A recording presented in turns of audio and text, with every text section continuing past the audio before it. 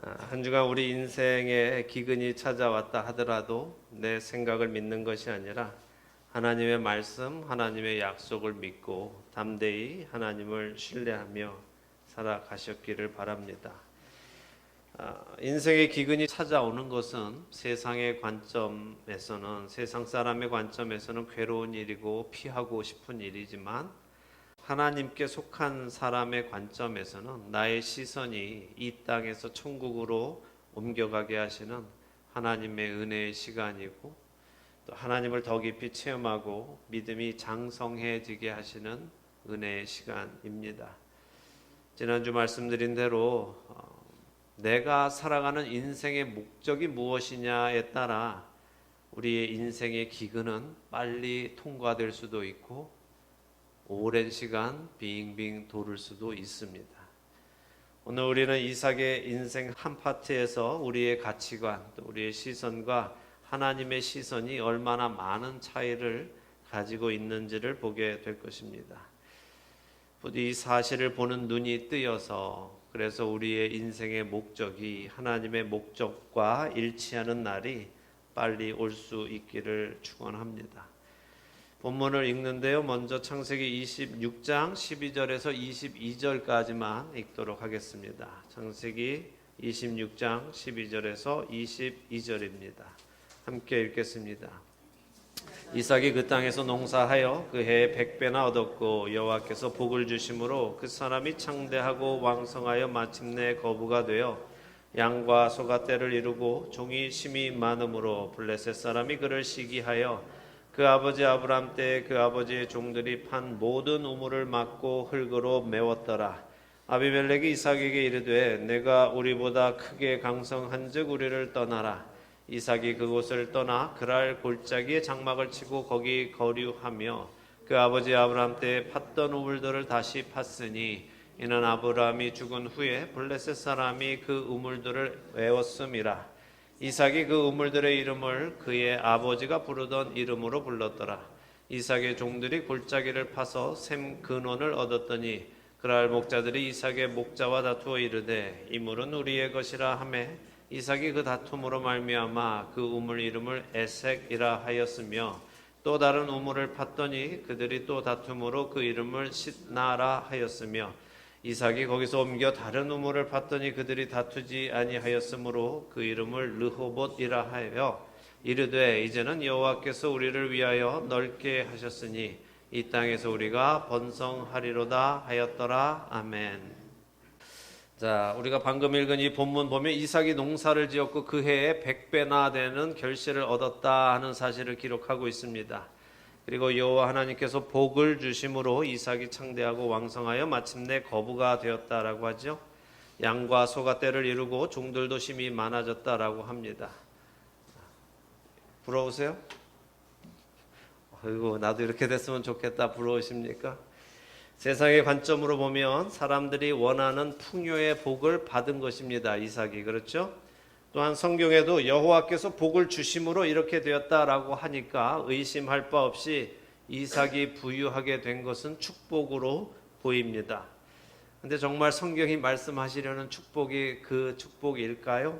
만약 우리의 가치관이, 우리의 시선이 그런 물질적인 풍요를 복으로 생각하고 있다면 우리는 이 장면에서 이삭이 부유하게 된 그 사실을 복으로 바라볼 것이고 그런 복을 우리도 받고 싶어하며 하나님께 우리도 그런 이삭의 복을 주세요라고 기도할 것입니다.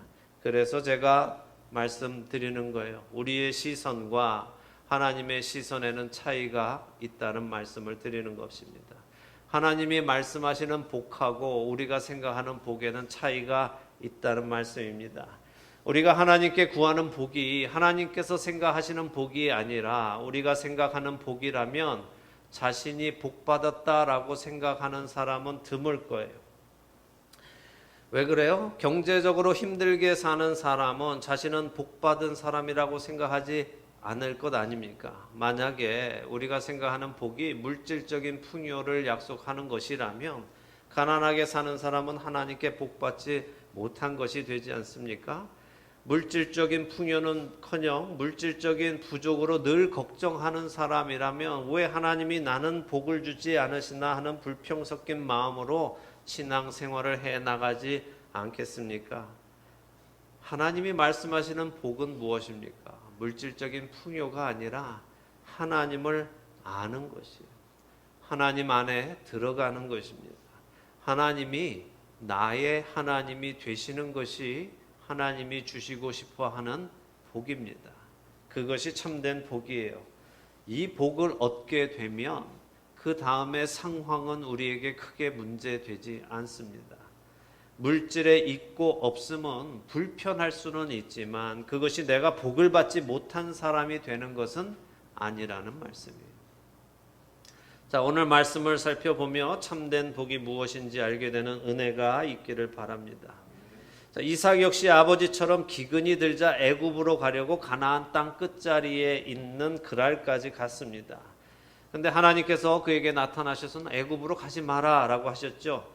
그리고 중요한 말씀을 하시는데 애굽으로 내려가지 말고 뭐라고 하셨어요? 2절에 다시 한번 보세요. 26장 2절에 내가 네게 지시하는 땅에 거주하라 라고 말씀하셨어요. 자, 하나님께서 지시하시는 땅은 어딜까요? 부엘세바입니다. 물론 하나님은 아브라함과 이삭에게 약속하시기를 가나안 땅 전체를 주실 것이라고 언약하셨지만 그들의 삶의 중심은 부엘세바가 되어야 합니다. 왜 그런가 하면 하나님께서 아브라함에게 언약을 주실 때에 내가 너에게 자손을 주고 이 땅을 너와 내 자손에게 주겠다라고 약속하셨습니다. 근데 그 약속의 시작이 어디에서 되었는가? 부엘세바에서 시작이 된 거예요. 창세기 21장에서 아브라함과 사라는 하나님께서 약속하셨던 이삭을 낳았습니다. 그리고 같은 창세기 21장에서 그랄 왕 아비멜렉이 찾아와서 아브라함과 평화 협정을 맺었죠. 그때 아브라함이 자신이 판 우물 7개에 대한 소유권을 주장했습니다. 그리고 정식으로 아비멜렉으로부터 그 땅의 소유권을 인정받았죠. 그래서 그 땅의 이름을 뭐라고 했어요? 부엘세바, 7개의 우물이라는 이름으로 지었습니다. 하나님께서 아브라함에게 언약하신 자손과 땅이 주어진 곳이 바로 부엘세바라는 말씀입니다. 그것을 상징하는 것이 부엘세바죠. 그래서 이 부엘세바를 중심으로 아브라함의 약속의 땅이 넓혀져 가는 것입니다. 근데 지금 이삭은 어디에 거주하고 있어요? 그랄에 거주하고 있는데 특이하게 제가 지난주에도 말씀드렸지만 아직 블레셋은 존재하지 않는 때였는데 그랄 땅인데도 불구하고 이 사람들을 블레셋이라고 표현하고 있다고 말씀드렸죠. 왜 그럴까요? 그랄 땅이지만 이것은 나중에 블레셋 사람의 땅이 될 것이기 때문에 그렇죠. 그건 아브라함의 자손이 블레셋 사람의 땅에 사는 것은 아니라는 말씀을 하시기 위해서 그래요. 하나님께서는 이삭에게 내가 내게 지시하는 땅에 거주하라라고 하셨습니다. 그러니까 결국 보면 하나님께서 이삭에게 창세기 26장 2절에서 두 가지 말씀을 주시죠. 하나는 애굽으로 내려가지 마라. 하나는 내가 내게 지시하는 땅으로 가라. 두 가지인데 이삭은 하나만 지금 순종했어요. 애굽으로 가지 말라 하는 것은 순종했지만 내가 내게 지시하는 땅으로 가라는 아직 하지 않고 있는 것입니다. 8절에 보면 거기서 오래 거주했다라고 하시죠. 아직 이삭은 하나님의 뜻을 잘 모르는 거예요. 그리고 하나님이 어디로 가기를 원하시는지도 모르고 있는 겁니다. 그래서 그는 편안한 땅에 거주하고 있었습니다. 그래도 되는 줄 알고 있는 것입니다. 그런데 그 땅에서 그랄의 왕 아비멜렉으로부터 책망을 받았죠. 아내를 누이라고 속여서 책망을 받았습니다. 그러나 여전히 이삭은 그 땅에 살고 있습니다. 더군다나 이삭이 그 땅에 농사를 지었다고 하죠. 자, 아브라함 집안의 직업은 뭡니까? 목축업이에요.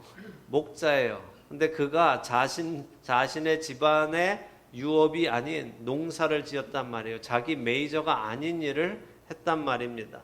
그리고 그 해에 하나님의 은혜로 엄청난 풍년을 맞아서 100배의 결실을 얻었습니다. 우리의 시선이 멀리 보지 못하고 늘 눈앞의 일만 보게 되면 여기서 하나님이 복 주셔서 부자가 됐구나라고 생각하고 끝나게 됩니다. 그리고 나도 이런 복 받았으면 좋겠다라고 생각하고 끝나게 됩니다. 그런데 우리의 시선이 멀리 보기 시작하면 어떤 생각을 하게 될까요? 무엇을 보려고 하게 될까요? 왜 하나님께서 이삭에게 복을 주셔서 부자가 되게 하셨을까를 생각하는 자리에까지 가야 되는 거예요. 왜 그러셨느냐는 거예요. 하나님의 그 계획, 하나님의 그 뜻을 볼 줄 아는 사람이 하나님의 뜻을 헤아릴 수 있게 되고 하나님을 신뢰할 수 있게 되는 겁니다. 자, 보세요. 이렇게 이삭이 창대하고 왕성하게 되자 어떤 일이 일어납니까? 그가 부유하게 된 것이 블레셋 사람들의 시기심을 일어나게 했단 말입니다.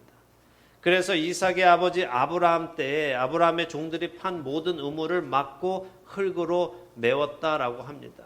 무슨 말인가 하면 아브라함도 예전에 이삭을 낳기 1년 전에 그랄 땅에 가 있었잖아요. 거기서 머물면서 워낙에 많은 숫자죠. 아브라함의 식구들이 1000명은 넘었으니까 그들이 먹고 마셔야 하는 우물이 필요하기 때문에 아브라함이 자신의 종들을 시켜서 그 그랄 지역에 우물을 파놨단 말이죠.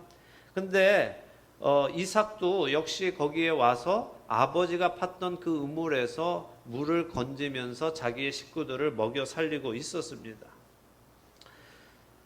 지금 이삭은 예전에 자기 아버지가 팠던 그 우물 근처에서 거류하고 살고 있었는데 이 그랄 사람들이 블레셋 사람들이 이삭을 시기하기 시작하니까 어떻게 해요?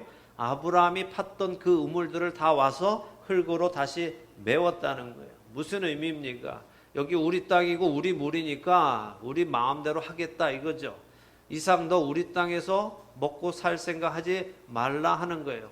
물이 없으면 어떻게 합니까? 떠나가야 되지 않습니까? 물을 주지 않는다는 것은 너 이 땅에서 살 생각하지 말라 하는 거죠. 왜 우리 땅에 와서 농사 짓고 우리 물로 이렇게 엄청난 수확을 얻느냐 하는 거죠. 자신들도 풍년 들었으면 이러지는 않았을 거예요. 그렇지 않겠어요? 온 동네가 그랄 땅 모든 것이 풍년이 들었으면 이러지 않았겠죠. 올해는 대풍이네 하고 끝났을 텐데 자기들은 여전히 별 볼 일 없는데 이삭에게는 100배의 축복을 하나님께서 열매를 맺게 하셨단 말이에요. 그러니 기분이 나빠서 이렇게 하는 거죠. 더 나아가서 그 땅의 왕인 아비멜렉이 찾아와서 얘기합니다. 네가 우리보다 크게 강성한 즉 우리를 떠나라 라고요. 특이하죠? 네가 우리보다 강해. 그리고 더 커. 그러니까 떠나. 이게 말이 돼요? 약한 사람이 강한 사람한테 네가 떠나라 이렇게 말하는 게 말이 안 되잖아요. 강한 사람이 약한 사람한테 무슨 소리야? 약한 놈 네가 떠나든지 내 밑에 빌붙어 살든지 해야 되는데 약한 아비멜렉이 와서 지금 이삭에게 네가 우리보다 더 강성하니까 더 강하고 크니까 네가 우리를 떠나가라 이렇게 얘기합니다. 아비멜렉은 이삭한테 너 우리 동네 와서 아주 크게 한탕해서 부자 됐는데 이 정도 했으면 이제 꺼져라. 양심이 있어야지 왜 남의 동네 와서 혼자만 부자 되냐. 안 되겠다 가라 라고 하는 겁니다. 그런 생각이 드는 건 맞죠. 굴러 들어온 돌이 박힌 돌을 빼려는 것처럼 느껴지고 외부인이 와서 자신들 비즈니스 다 가지고 가는 것처럼 느껴집니다. 왕까지 와서 이렇게 말을 하니까 이삭이 그곳을 떠납니다. 그리고 어디로 갔다고 돼 있어요? 그랄 골짜기에 갔다라고 돼 있죠. 골짜기, 그랄 골짜기라는 말은 그랄의 경계선에 왔다라는 말이에요. 그래서 이 골짜기를 넘어가면 그랄 땅을 떠나는 거예요. 그리고 가나안 땅으로 들어가는 거예요. 그러니까 아직 그랄 땅을 완전히 떠난 것은 아니고 그랄 지역 끝부분에 지금 이삭이 붙어서 살고 있는 겁니다. 그리고 거기서 예전에 아버지가 팠던 우물들을 다시 팠다고 하죠. 마찬가지로 아버지가 팠던 우물을 다시 판 이유는 그랄 사람들이 아버지가 판 우물을 다 메웠기 때문이라고 합니다. 근데 이삭이 그들이 그렇게 메운 우물, 자기 아버지 아브라함이 팠던 우물을 다시 파면 어떻게 해요? 아버지가 부르던 이름으로 불렀다라고 합니다. 아버지를 기억했다는 거예요. 이 땅은 아버지가 했던 땅이야. 아버지가 팠던 땅이야. 하면서 아버지의 삶을 기억하기 시작했다는 말입니다.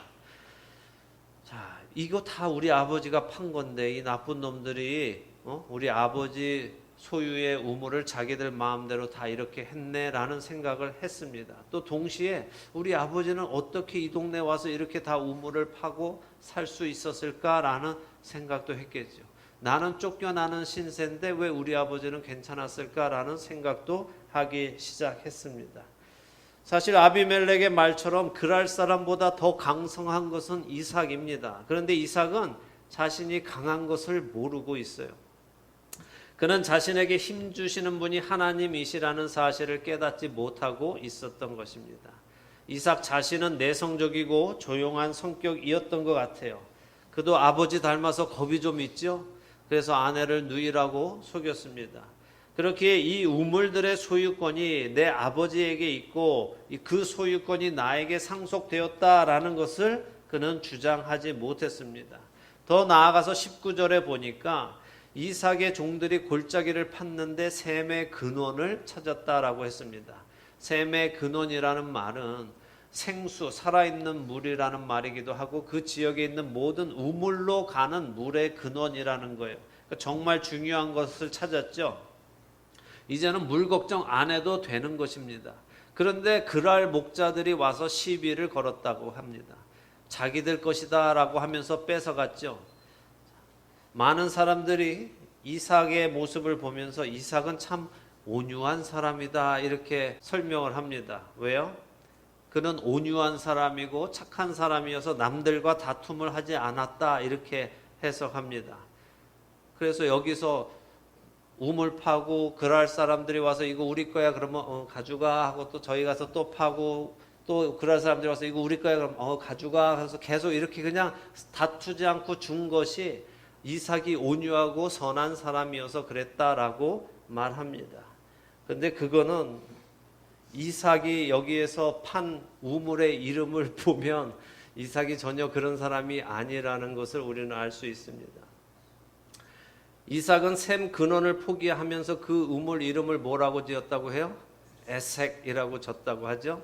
에색의 의미는 다투다, 싸우다라는 말인데 이 말은 사취하다, 속여 취하다, 밀어닥치다, 불법을 행하다라는 야샤크라는 말에서 나온 말이에요. 그러니까 이삭은 우물을 포기하면서 뭐라고 한 거예요? 저 속여 빼앗는 놈들, 내가 팠는데 지네 거래. 이 불의한 놈들, 지들이 그냥 들이닥쳐서 그냥 다 뺏어가는 나쁜 놈들, 이렇게 궁시렁거리면서 우물 이름을 에색 해놓고 간 거예요. 그러니까 너희들 가져, 괜찮아, 내가 팠지만 너희 가져, 온유한 마음으로 주는 게 아니라 이건 나쁜 자식들 하면서, 그렇지만 맛부터 싸우거나 이건 내 거야, 내가 팠어, 내 거야 라고 말은 못하고 궁시렁거리면서 나쁜 놈들이야 하면서 그냥 딴 데로 갔다는 말이에요. 또 다른 우물을 팠는데 또 그랄 목자들에게 빼앗기죠. 이번에는 뭐라고 지었어요? 싯나라고 지었죠. 싯나는 대적하다, 고소하다 하는 의미를 가진 말인데 이 말의 어근은 사탄이에요. 사탄하고 싯나하고 같은 말입니다. 사탄이 고소하는 자니까. 그러니까 이삭은 그랄 사람들을 두고 뭐라고 하는 거예요 지금? 이 사탄 같은 놈들 잘 먹고 잘 살아라 하고 또 거기를 떠나가는 겁니다. 어떤 사람들이 생각하듯이 이삭이 순한 사람이고 온유한 사람이어서 순순히 우물을 넘겨주는 것이 아니라 그냥 뺏긴 거예요. 뺏기면서 속으로만 투덜거리는 겁니다. 왕따를 막 당하고 있는 거예요. 근데 자기의 권리를 주장하지 못하고 그냥 속으로만 투덜거리면서 가는 겁니다. 에이 나쁜 놈들, 에이 죽일 놈들, 에이 도둑놈들, 에이 사탄 같은 놈들, 이렇게 궁시렁거리면서 빼앗긴 겁니다. 앞에서는 한마디 못하고 뒤에서만 그렇게 궁시렁거리는 비겁한 모습이 이삭의 모습입니다. 그리고 다시 우물을 팠는데 여기서는 다투지 않았다라고 해요. 왜 그래요? 이삭이 그랄 골짜기를 넘어왔기 때문에 그래요. 더 이상 그랄 땅이 아니기 때문에 그랄 목자들도 넘어와서 소유를 주장하지 않는 겁니다. 그래서 이삭은 그곳의 이름을 르호봇, 넓다는 이름을 지어 주었습니다. 무슨 의미예요? 야, 이제 그 좁아 터진 골짜기에서 넓은 곳으로 왔으니까 싸울 일 없겠지? 이제 널찍널찍하게 살자라고 이삭이 스스로에게 말한 겁니다. 정리를 해드리죠. 하나님께서 이삭에게 내가 너한테 지시하는 땅으로 가라라고 하셨어요. 그런데 이삭은 그랄 사람들 땅, 블레셋 땅에 계속 살고 있었어요. 하나님께서 그의 소출을 100배나 많게 해주시고 그가 부호가 되게 하셨어요. 왜 그렇습니까? 그가 부자가 되는 것이 하나님의 뜻이었습니까? 아니죠. 하나님은 이삭이 하나님께서 지시하는 땅으로 가도록 인도하신 거예요.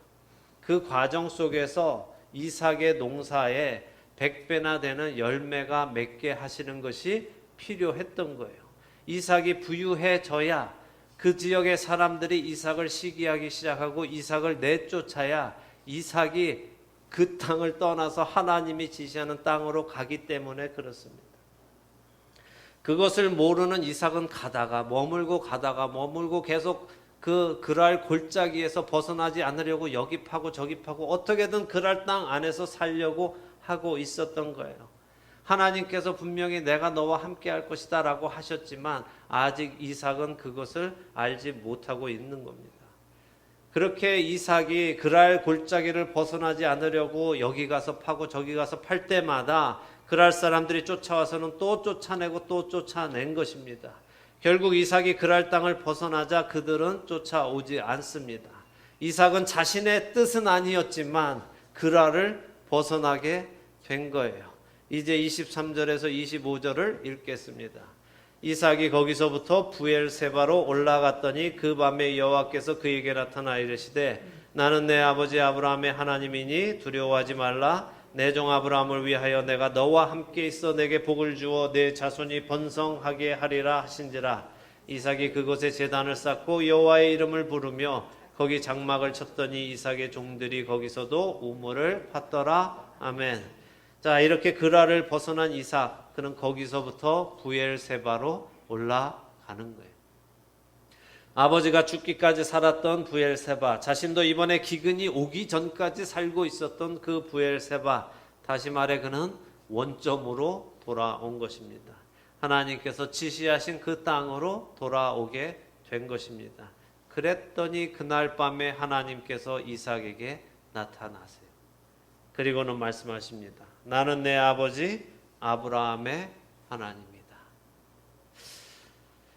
26장 2절에 하나님이 처음 이삭에게 나타나셨을 때는 그런 소개하지 않으셨어요. 하나님은 나는 너의 아버지 아브라함의 하나님이다 라고 소개하지 않으셨습니다.